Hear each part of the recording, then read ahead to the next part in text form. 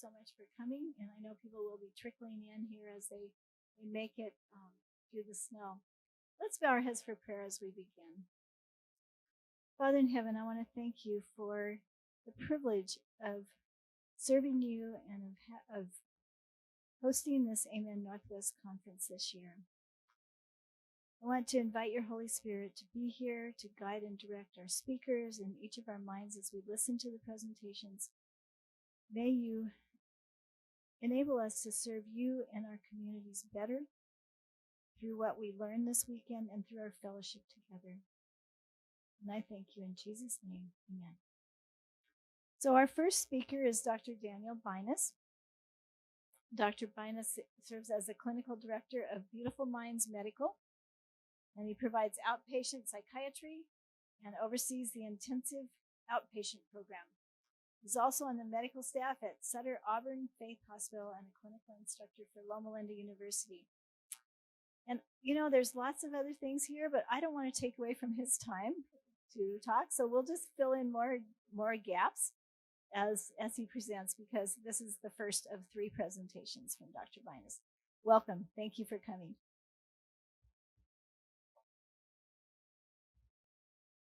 I think there we go. Okay.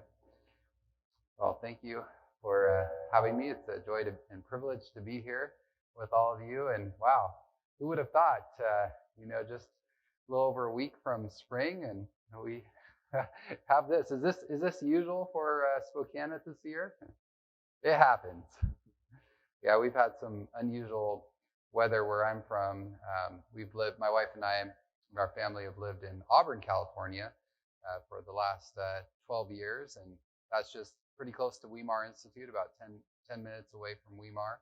And we've been very blessed to actually have a very wet and even some snow here recently through the winter, because we've been in a huge drought. And now I hear officially, at least in our area of the Sierra foothills there, we're out of drought. So that's a big sigh of relief. I mean, in California, that's one thing you always worry about, especially come August, September, and sometimes even into October. Some of you might remember the Paradise Fire that happened just a couple of years ago. And, that one actually happened in early November. And so you think that, summer's over, we're out of fire danger. Not always in California. So I'm always very relieved when it starts to rain in earnest. So I wanted to share a little bit about my story and how I even got into psychiatry and my journey, not only as far as getting into psychiatry, but also into holistic psychiatry. So basically, I started out medical school strongly believing that I was going to become a surgeon. And I was very certain of that, especially after I spent 8 months in Africa.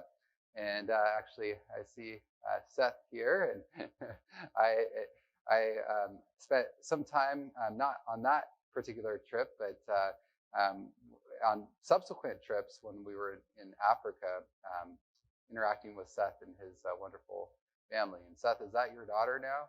Wow. It's hard to believe. I remember visiting them in Lesotho, and she was just a tiny little girl. Good to see you. So anyway, I was convinced that I was going to go back to Africa and be a missionary surgeon. Well, the Lord had other plans. And in my 4th year of medical school, I was going through my own journey of healing. And I had struggled with a lot of things personally. And I was, not ready yet to set foot in a church or to open a Bible. But one thing I did do was I spent a lot of time in nature. And I was spending a lot of time talking to God. I had been raised as a preacher's kid. And so I was in Adventist faith pretty much all my life, but I had wandered away. So I still had a lot of that Bible knowledge, but at the time I was just kind of fed up with religion, and I was trying to do things kind of my own way. But I realized very quickly in medical school, well, maybe I shouldn't say very quickly because it took me several years, that doing things my own way was not very fulfilling. And this is the way it always is, right? We think we can find happiness But as the Bible says, we end up drinking from broken cisterns. And so through that process, and I realized I was not happy. I was not fulfilled. And so I started spending a lot of time in nature, praying, seeking God's face. And as I went through that process, and I call this my true conversion experience. And the reason I do is because, prior to that, I did have a relationship with God, but I didn't understand the depth of his love for me. I didn't understand that he actually loved me unconditionally and what that actually meant. That he loved me so much that he loved me the same if I was doing something that he didn't approve of, or if I was sitting in church. I love that verse, right? Jesus loves me. He loves me when I'm good, when I do the things I should. He loves me when I'm bad. What? Even though it makes him sad. And so through this process, I started to realize this, not just intellectually, but in my heart of hearts. And that broke my heart. And I went through a process of rededicating my life to the Lord. But I realized I had been on this journey, and I had discovered the pearl of great price. I had discovered something that brought me such peace, such fulfillment, such joy. And I realized that as I was thinking about my future, that surgery wasn't exactly what I wanted to do anymore. I realized that I wanted to be a physician like Jesus. And how did Jesus heal people? Yes, of course, he helped them physically, but more importantly, he helped them emotionally and spiritually. And that's really because I had gone through that healing journey myself. And trust me, the healing journey is a lifelong journey, right? We're all on that journey. I'm still on that journey. But I wanted people to get that taste for themselves as well. And so I felt this strong call to go into psychiatry. And so I did. I called up the Department of Psychiatry the next week, and this was late into the interview season, actually at the end of January. And I said, I changed my mind. I want to go from surgery to psychiatry. And there was some quietness on the other end of the line. The secretary of the psychiatric department said, well, I'm sorry, we've already finished interviewing for the season. I said, oh man, that's too bad. Well, could you ask the program director if she would maybe make an exception? And sure enough, she said, I'll check with her. So she talked with Dr. Marianne Shepper at the time, and they decided to grant me a late interview. And I think that was maybe to make sure that I was somewhat mentally stable, since I'd made such a drastic change. And so they granted me a late interview, and I interviewed for psychiatry. And normally you interview, for 5, 10, sometimes nowadays 15 or even 20 places. Loma Linda was the only place I was able to interview for psychiatry. But I decided, you know what? I feel so compelled, so convicted that I'm supposed to go into psychiatry. I'm only going to rank Loma Linda. And if I don't match at Loma Linda for residency, then I'm going to do something else. I'll do a transitional year, whatever it takes, but I know eventually I'm going to go into psychiatry. And so I ranked one school, and sure enough, I matched into Loma Linda, praise God. And so that was a real affirmation. So it was such a blessing just to see the way the Lord opened that door. So then into residency, I really had a good experience in a lot of ways. And I was blessed to be at Loma Linda. One of the key elements there that I really appreciated is that they spend a lot of time focusing on how to integrate spirituality with mental health, which you don't typically see in secular residency programs. And that's very important. And in fact, it's foundational for good mental health. But one other thing that I noticed, and it wasn't a problem with Loma Linda, it's just a problem with mainstream psychiatry, is what? What's the number one treatment for mental health problems? It's medication, right? And sometimes we think of it as a pill for every ill, right? And that's exactly what I saw again and again. And I saw a revolving door. I saw people come in with their symptoms, and they would say, I have anxiety, I have depression, et cetera, I have ADHD. Okay, well, once we get the diagnosis, we just we play medication roulette, and then we hope that one of these medications are effective, and then you go on your way and you continue living your life as usual. And that's kind of the paradigm that we've been stuck with for a lot of years in mental health. And I got discouraged by that because I realized that a lot of these people would get better temporarily, but then after several years, they would come back with the same complaints. And that was discouraging because I wanted to see people get better. I went into medicine not just to palliate symptoms. Palliative care is important too, but that's not why I went into psychiatry. I wanted people to get healed. I wanted to see the power of the Lord at work. And so I got so discouraged that I decided to take on a second residency training program. And I said, okay, I'm going to go into family medicine. And I actually interviewed in quite a few different places. Even here in the Spokane area, I interviewed at one place in Spokane and then one place in Colville as well.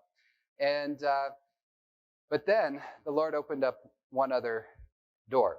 And my wife's family, my father-in-law, he's an internist, internal medicine physician, and he did his residency at Kettering. And he was actually a resident physician when Dr. Neil Nedley came into Kettering to do his training there as well. And so they knew each other well. Their families had been friends for a long time. And I believe it was an ASI that they introduced me to Dr. Nedley, and he invited me to go to his 10-day depression recovery program.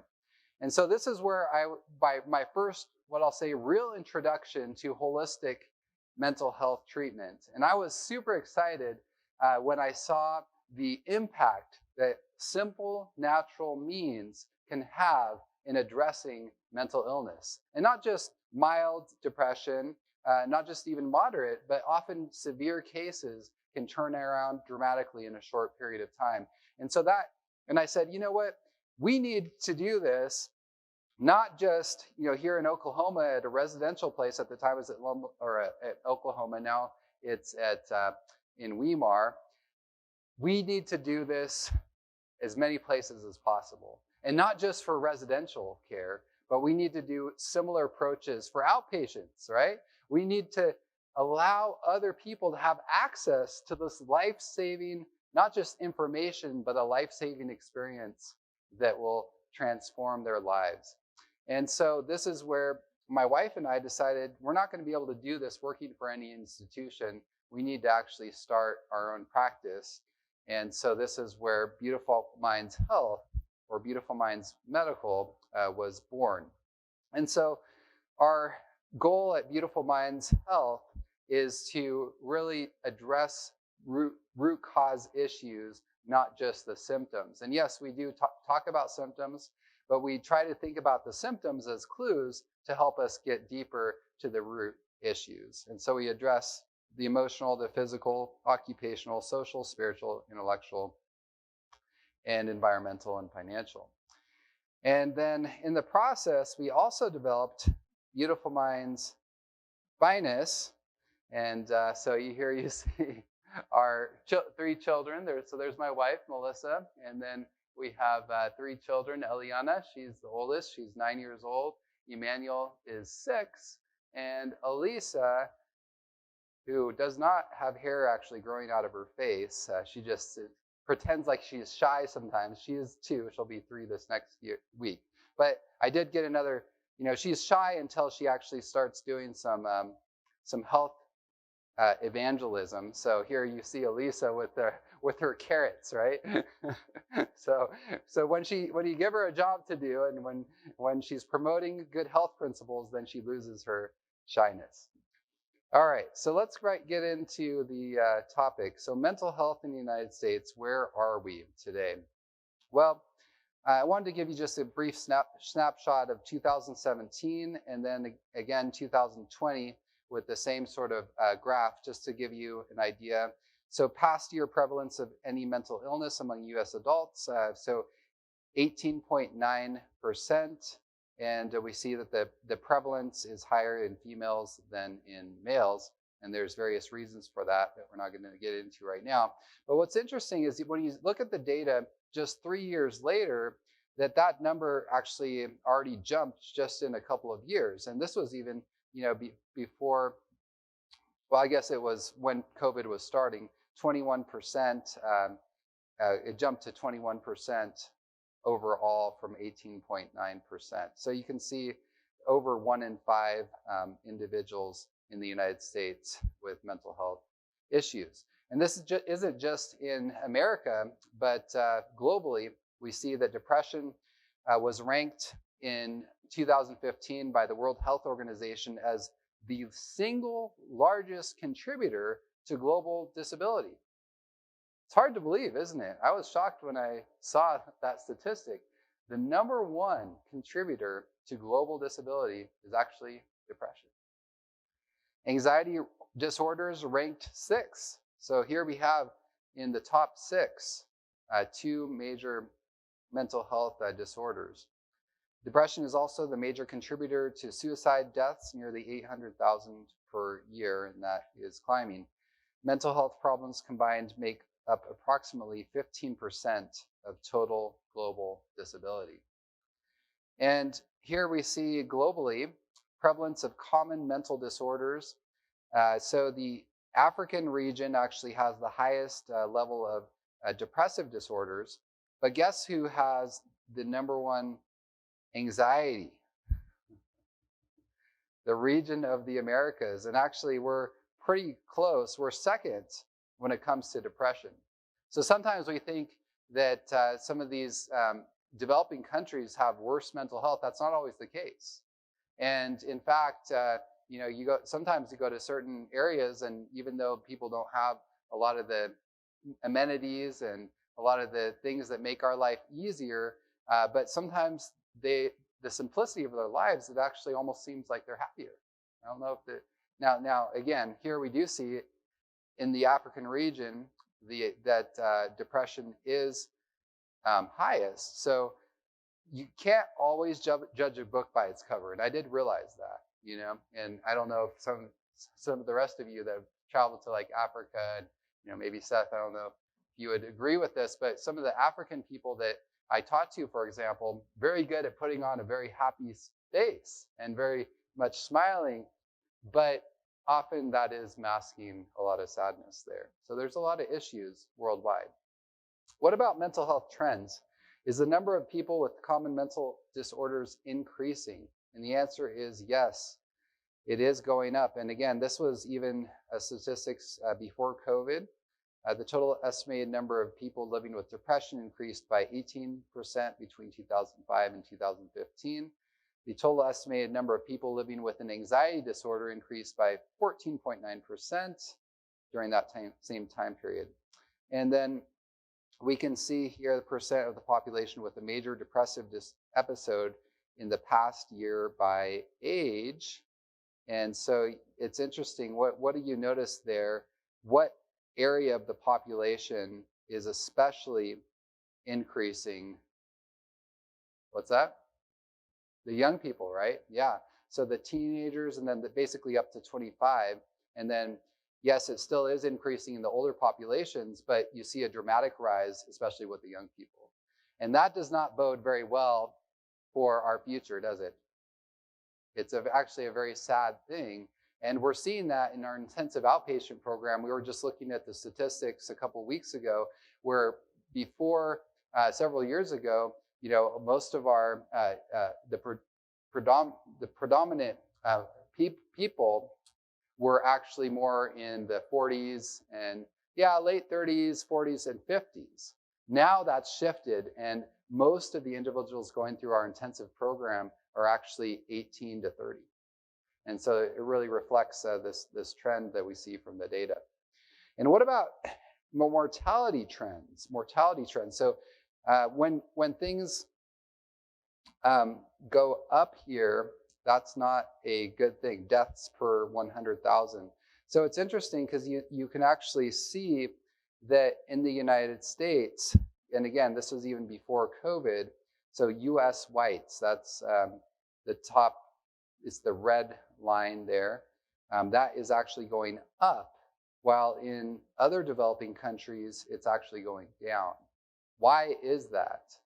So 2017, American life expectancy dropped for this 3rd straight year, and that didn't happen since the 1916 to 1918 flu pandemic, which occurred during World War I. And then, of course, we had another pandemic here recently, right? And so then we had more problems with mortality, but that's another story. But even before COVID, we already saw the mortality rate increasing. So what was behind that? Well, Case and Deaton from Princeton University actually were looking into that. They were wondering, why is the life expectancy actually dropping? And so they called these deaths and this increased mortality actually deaths of despair. And what they found, and we're going to highlight what these deaths of despair are actually about, but what they found, what was interesting, is that there's actually no consistent correlation between these deaths of despair and economic hardship, because we often think that, oh yeah, it's because people are suffering economically that they're actually having problems and then dying by things like suicide and other things that we're going to talk about. But it's actually not the economic factors that are the most important. From 1999 to 2014, the proportion of Americans on antidepressants grew by 65%. More Americans than ever in therapy.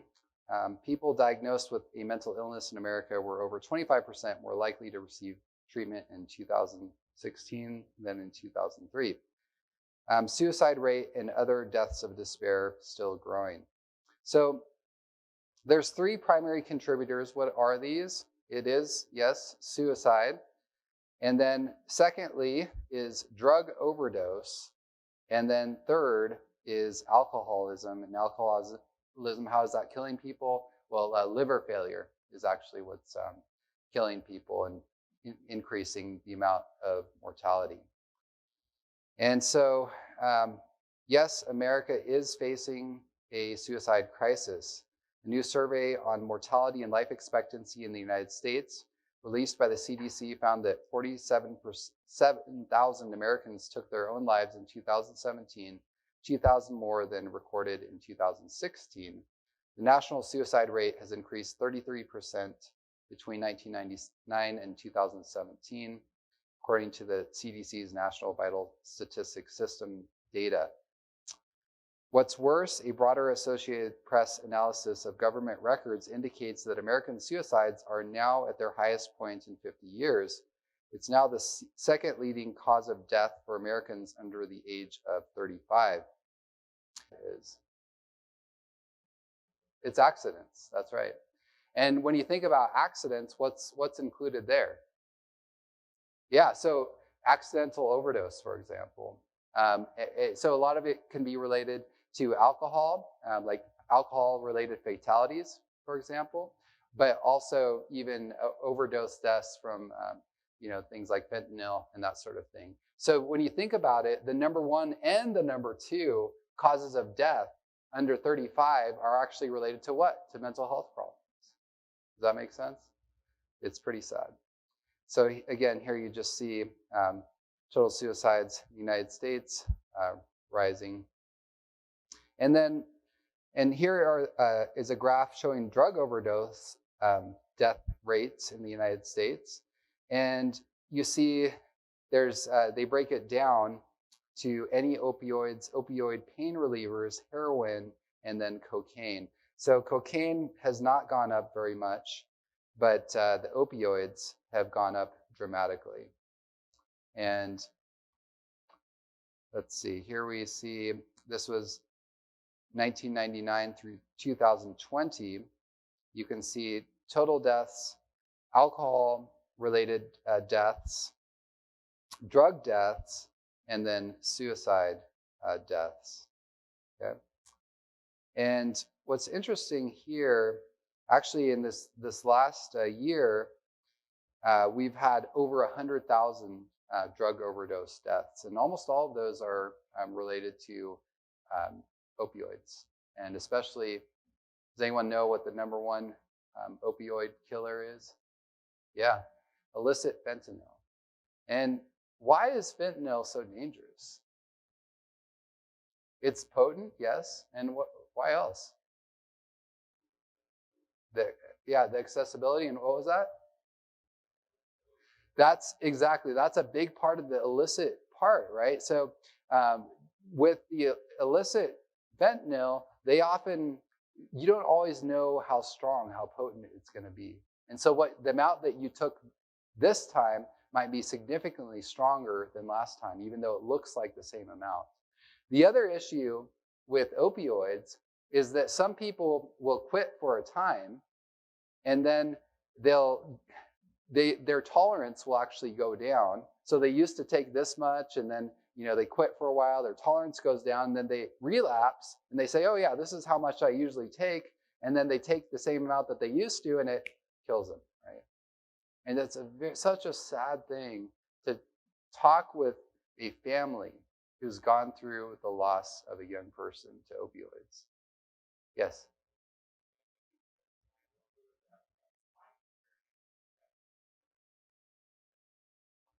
Let's see. So this goes, that's a great question. Annual deaths from alcohol, drugs, and suicide.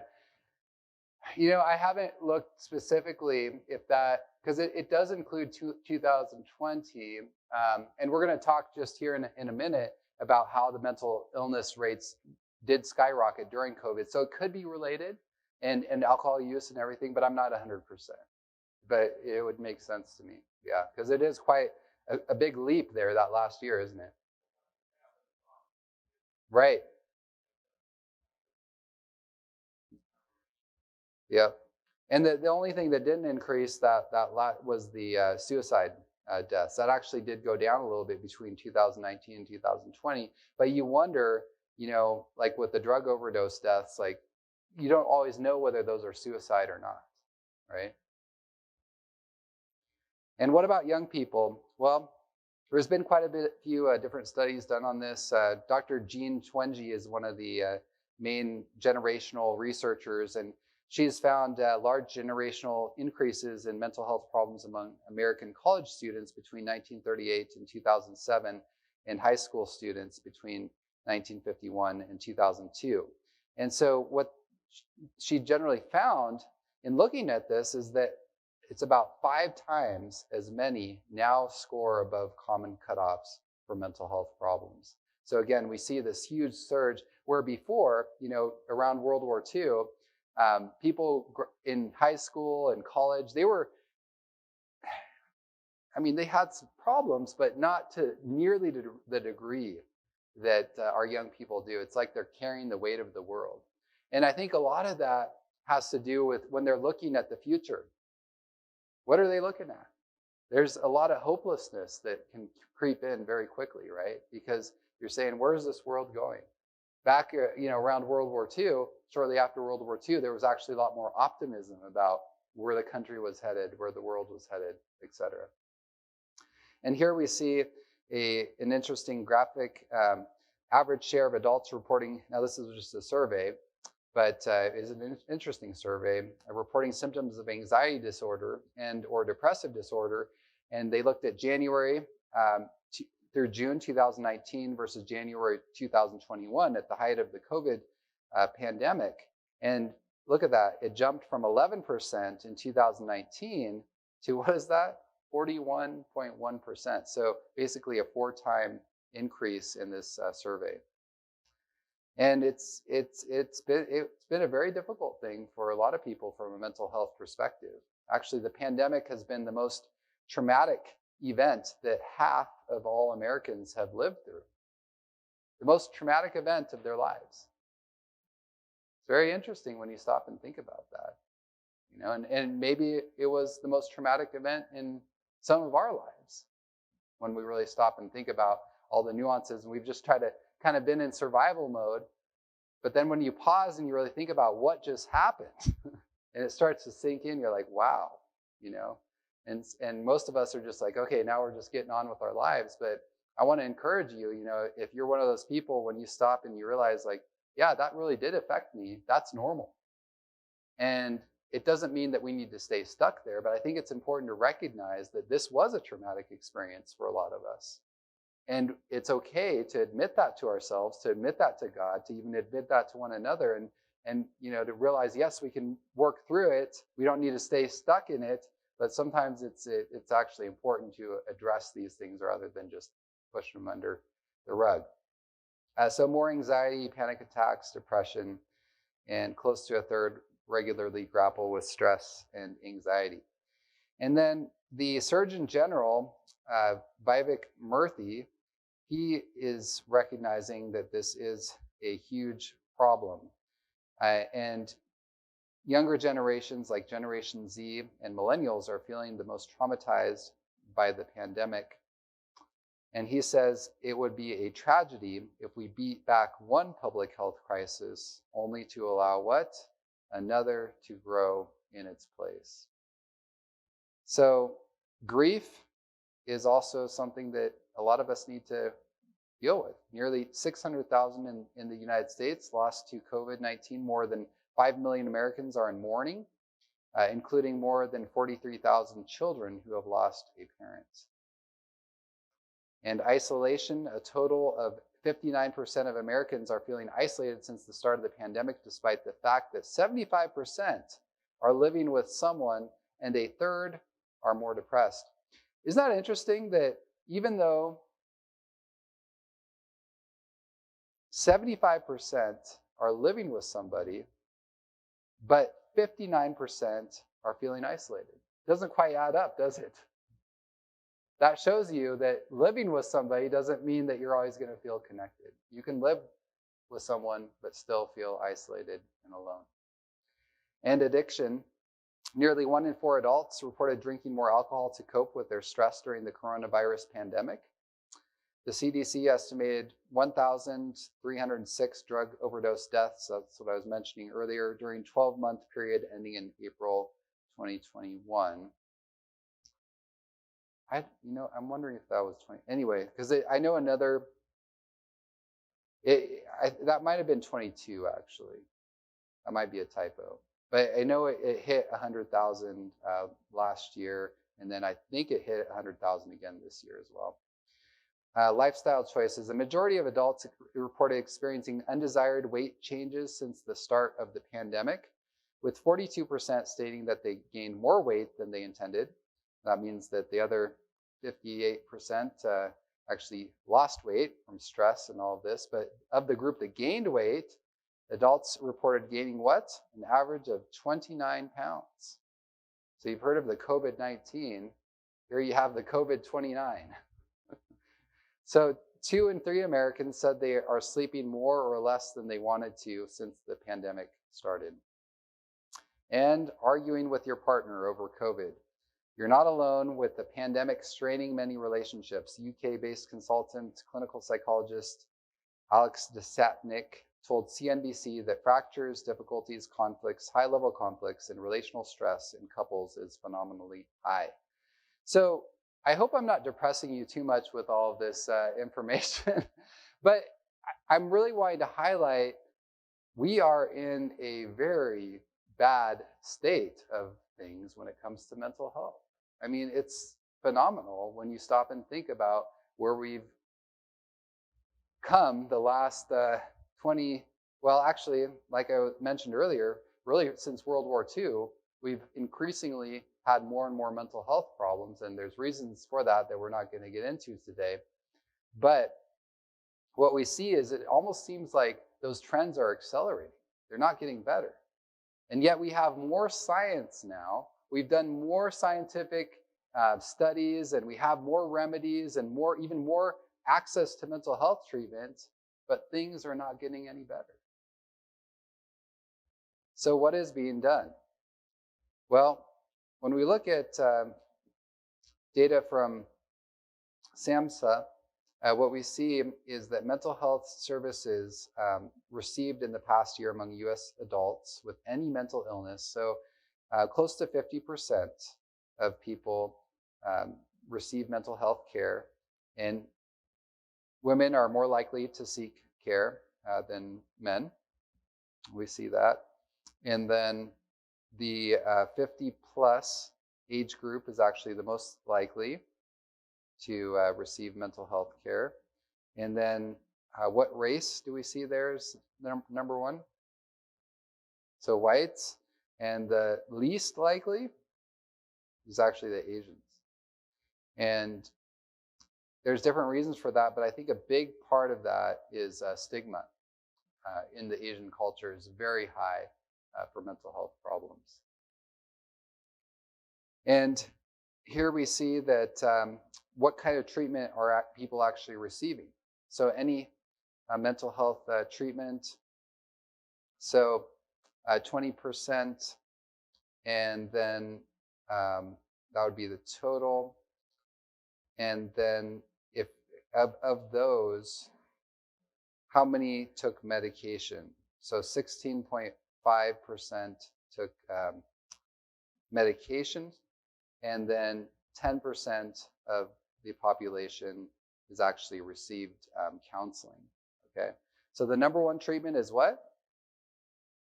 Medication, and the number two is counseling. And let's see, 2020 CDC data, any mental health treatment, 14.6% in men, and then 25.6% in women. So again, more women are receiving mental health treatment, and then medication, again, we see as the number one treatment, and then counseling, the number two. And this graphical slide just shows you the trend during COVID with prescribing medication. So again, we see that those trends are just increasing. So do these medications actually work? Well, the STAR*D trial was the largest trial that was ever done on antidepressants to see their efficacy. And it's interesting when you really stop and break down the results. So 38% of the patients properly enrolled in the trial and assessed according to the Hamilton Rating Scale of Depression remitted during one of the 4 stages of drug treatment. So basically, they followed an algorithm where they were first given one antidepressant, and if that didn't work, then they gave them a second antidepressant, and if that didn't work, then they gave them another antidepressant, and if that didn't work, they gave them an add-on treatment. So they had several steps in this trial. So 38% of the people that were properly enrolled and followed the protocol remitted. That means that their depression improved and they no longer met criteria. But only 7% of the patients who remitted stayed well and in the trial during the 12-month follow-up. So this is key, right? Because it's one thing to get better, but if that doesn't last, what's the point? You almost might feel more depressed in the end, right? The remaining 93% relapsed or dropped out. The bottom line, of the 4,041 patients who entered the trial, only 3% remitted and then stayed well throughout the 12-month follow-up. The remaining patients either failed to remit, relapsed during the follow-up, or dropped out.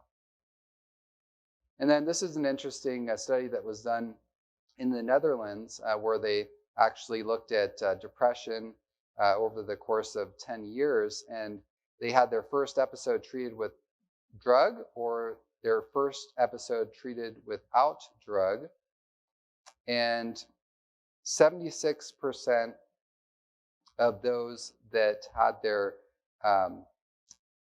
let's see, let me make sure I'm reading this correctly, treatment of depression related to recurrence. So if they only had one episode, 76% only had one episode if they were treated without the drug during their first episode. And then you can see that if they had a drug treatment, then only 50% had one episode.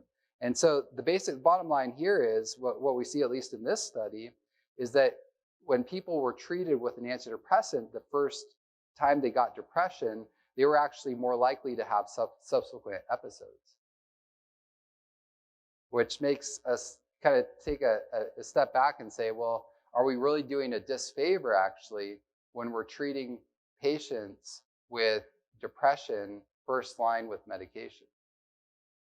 And I admit, I prescribe antidepressants, and I'm working on trying to do less and less of that. But what I will say is, I do think that there's a place for them. But I think we have to be really careful, and I think we often jump to it way too soon in our algorithm, so to speak. And then here's a study from the NIMH, National Institute of Mental Health, of untreated depression. So look at this. The people that actually were treated, they had a much higher likelihood of ceasing with their role function, and also a higher likelihood of becoming incapacitated. And here's an interesting quote from a researcher in 2011. He says, when we prolong treatment over 6 to 9 months, we may recruit processes that oppose the initial acute effects of antidepressant drugs. We may also propel the illness to a malignant and treatment unresponsive course that may take the form of resistance or episode acceleration. When drug treatment ends, these processes may be unopposed and yield withdrawal symptoms and increased vulnerability to relapse. Such processes are not necessarily reversible. So what he's saying is when we take antidepressants regularly, then our brain starts to change. And there can be actually a tolerance that develops. And let me just illustrate that with antipsychotics are another example of where this can happen. So with antipsychotics, basically, you have the dopamine receptors, you have the neurons there. The antipsychotic blocks these dopamine receptors. So then what happens? The brain actually says, well, we're not getting as much dopamine stimulation as we used to, so we need to do what? We need to upregulate the number of dopamine receptors. Does that make sense? And so then, if you actually take away the drug, now you have too many dopamine receptors and your brain is freaking out. And the same sort of thing can happen with antidepressants, where you're actually overstimulating with serotonin. There's more serotonin in the synaptic cleft. This can actually cause a downregulation of the serotonin receptors. And then you take those medications away, and what happens? You don't have as much serotonin, you have less receptors, and now you feel even more depressed than when you started. Can you see how this can become a problem with chronic antidepressant treatment? So one research expert says, and this is Peter Gotchi from the Cochrane Collaboration, director of the Nordic Cochrane Center. I know some excellent psychiatrists who help their patients a lot. I also know that some drugs can be helpful sometimes for some patients, and I'm not anti-psychiatry in any way, but my studies in this field lead me to a very uncomfortable conclusion. Our citizens would be far better off if we removed all the psychotropic drugs from the market, as doctors are unable to handle them. It is inescapable that their availability creates more harm than good. And look, I'm not saying we should remove all of the drugs off the market, but what I am saying is, again, I think we've not used these powerful tools in an appropriate way. So what can we do instead? Question becomes, do non-pharma interventions work? Do non-pharmaceutical interventions actually work? So I'll ask you a true or false question. Exercise can often be as effective as antidepressant medication. True or false? It is actually true. Over 21 studies have found consistent exercise to be just as effective as an antidepressant for treating non-severe depression. Exercise can also be used in addition to medication if needed. Exercise is also helpful for severe depression. One study showed of 202 adults, they placed them in 4 different groups: group exercise, individual exercise, antidepressant, or placebo. And here we see group exercise had 45% remission 16 weeks later. Individual exercise, 40% remission. Antidepressant, 47% remission. And placebo, look at that, 31%. Placebo can be a powerful drug, can't it? It's pretty amazing if we believe what we believe makes a huge difference. Now, what are the side effects of exercise? Stronger muscles, weight loss, feeling more energetic and having a more positive outlook, and better sleep. So with antidepressants, on the other hand, there's a whole litany. I mean, you look at these, my patients call them the scare sheets, and they're just miles long, right? And so this is something that's hard to get people to do sometimes, but when we can get people to do it, it's hugely effective. BLT, this is not a bacon, lettuce, and tomato sandwich. Does anyone know what BLT stands for? Bright light therapy. So bright light therapy, there's actually a relatively large field of evidence related just to light therapy. And they've studied it and even compared it with antidepressants. So seminal meta-analysis of 3 randomized controlled trials sponsored by the APA showed the effect on non-seasonal depression. So this is not just the seasonal affective disorder, because we often think that bright light therapy is only going to help seasonal affective disorder. But this data actually shows what? That it can help all sorts of depression. And it is as or more robust as the effect of antidepressant medication. This led the inclusion of bright light therapy in the APA's practice guidelines for depression. 2 meta-analyses, if you add the 2 together, better outcome than medications alone. Another study, venlafaxine or Effexor versus venlafaxine plus bright light therapy. 44% in the medication alone responded versus 76% in the medication plus bright light therapy. And what about inpatient bright light therapy when combined with total sleep deprivation? It's interesting. You know, normally we want people to sleep, right? But sometimes it can actually be helpful to kind of reset the brain and the neurotransmitters, and I think probably a big part of it is even resetting the default mode network, which has to do with mood disorders. This is shown to lead to a more sustained antidepressant effect. Study of 60 inpatients had 1 week of sleep deprivation, and bright light therapy led to response in both non-treatment resistant and treatment resistant patients.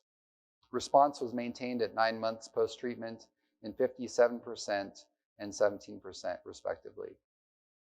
And then what about bipolar depression? This is one of the most difficult types of depression to actually treat. And this was a double-blind randomized placebo-controlled study of 46 patients. They started with 15 minutes of 7,000 lux bright white light between noon and 2:30. Every week they increased by 15 minutes to a target of 60 minutes by week 4. So with part of the issue with bipolar depression is you have to watch out for what?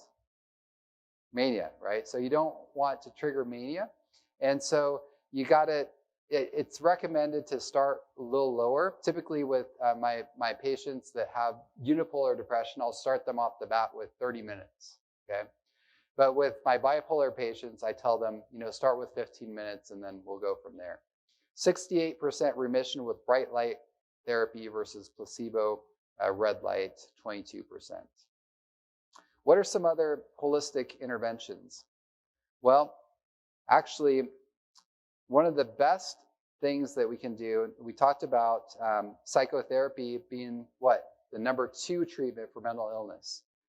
And that's not all bad, because there is a type of psychotherapy that's been shown to be very effective, and you probably all know what that is. What's the most effective type of psychotherapy? Cognitive behavioral therapy. Most other types of psychotherapy, unfortunately, are not that much better than sitting down with a friend to tea, okay? But cognitive behavioral therapy is the best proven form of talk therapy. It sometimes works as well as antidepressant drugs for some types of depression. And actually, the thing that is amazing about CBT is that the long-term outcomes actually are more effective than antidepressants. And so patients who are treated with therapy actually experience shorter depressive episodes and are less likely to relapse than people treated with medications. So it's been found to be more effective and enduring than medication treatment for anxiety and depression. And then what about sleep therapies? Well, CBT-I, which is cognitive behavioral therapy for insomnia, this actually has been shown to be equal or more effective than sleep medication. And so we're talking about elements of sleep hygiene. I mean, some of the big ones are, caffeine's a no-brainer, right? But then there's other things that are a little more nuanced. For example, you don't want to eat too late, right? And what about screens? Screens are a big issue. I tell my patients, at least an hour, no screens, and ideally 2 hours of no screens. And then proper breathing techniques. And next week at the EQ Summit, I'm going to be doing a whole lecture just on breathing. It's amazing how much literature is actually out there that shows that good breathing, proper breathing techniques, nasal breathing, which I don't do very well when I'm giving a lecture, actually makes a huge difference with increasing nitric oxide release in our nasal cavities. Even humming. If we hum for 15 minutes a day, it actually increases your nitric oxide by 6 times when you're humming.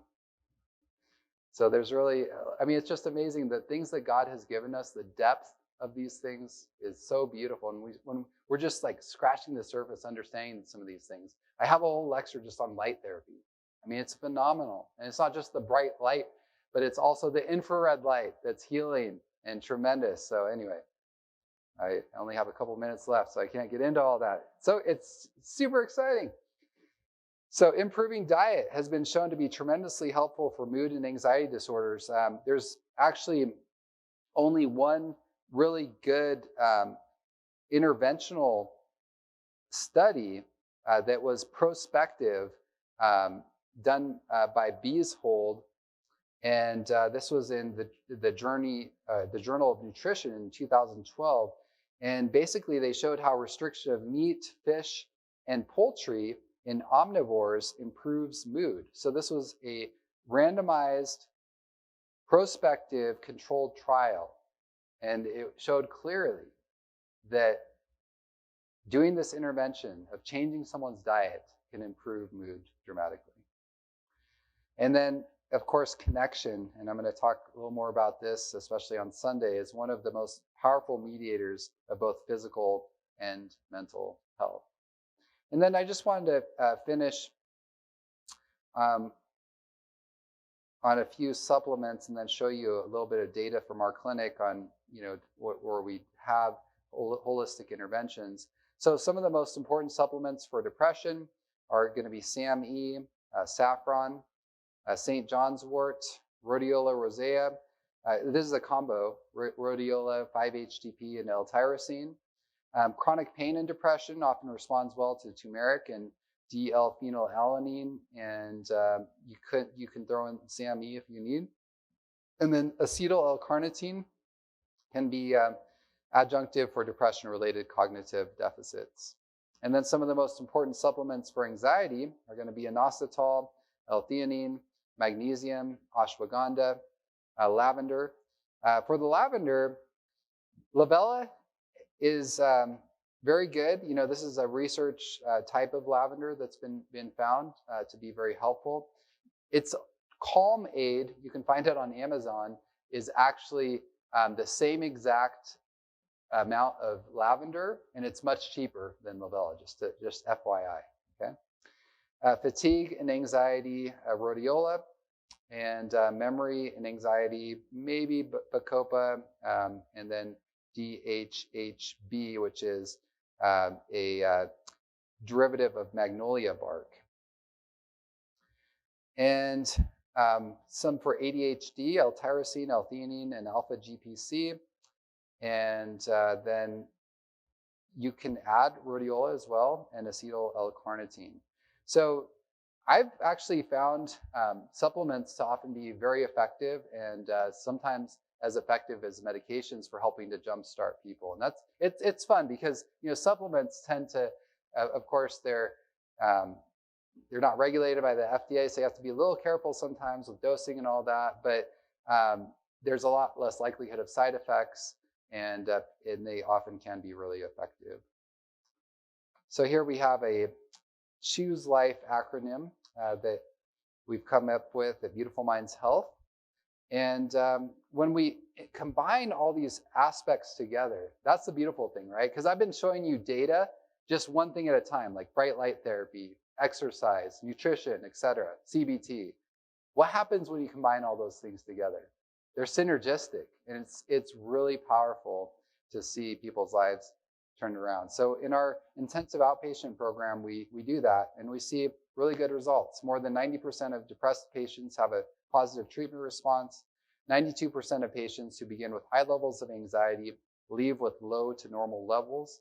67% of patients suffering with depression go into remission before discharge, and this is after 2 to 3 weeks. So, and this is just the data in a graphical format. So this is just our website, beautifulmindshealth.com. And if you want to check out our podcast, the Brain People podcast, you can check that out. We just finished our 50th episode. So we release one every 2 weeks. And basically it's myself and then 3 of my colleagues. So Amanda Anguish and Katie Elson, well now Katie Cruz, because she just got married. Amen. To Aaron Cruz, who is actually, does anyone know who Aaron Cruz is related to? Yeah, the grandson of Joe Cruz. So we got to know Aaron because Aaron was actually, he lived in our garage until he married Katie just a couple weeks ago. So that's Katie there. And then Amanda on, I guess it would be your far right. And Katie's in the middle. And then Jonathan, he's a psychiatric PA. Katie is a psychologist. Amanda is a marriage and family therapist. And so we basically take turns hosting the podcast, and we do all sorts of holistic topics. And so I hope that this has given you a good overview of course, where we are with mental health in the United States, some of the challenges we're facing, but I also hope that it's really given you a lot to think about with these holistic interventions that God has given us. What an opportunity we have. We have a tremendous opportunity, and I would take it one step further and say we have a responsibility, actually, in a good way, right? I mean, we have a responsibility because God's entrusted us with these beautiful secrets of mental, physical, and spiritual health. Wow. What an opportunity to share these with the world. And I love how Stephen Covey talks about the responsibility, right? We have the ability now to respond to this crisis. God has raised up this church, and he's given us the health message for this very time. Just like he did back, with Esther, he put her in a specific place of influence, gave her a specific message so that she was able to make a huge change. God has also given us that right now. And, the health work truly is that right arm. And it's going to open so many doors for the message that we have to go forward with power, for the whole earth to be lit up with the glory of God. So I want to be part of that, and I want to invite you to also be part of that as well.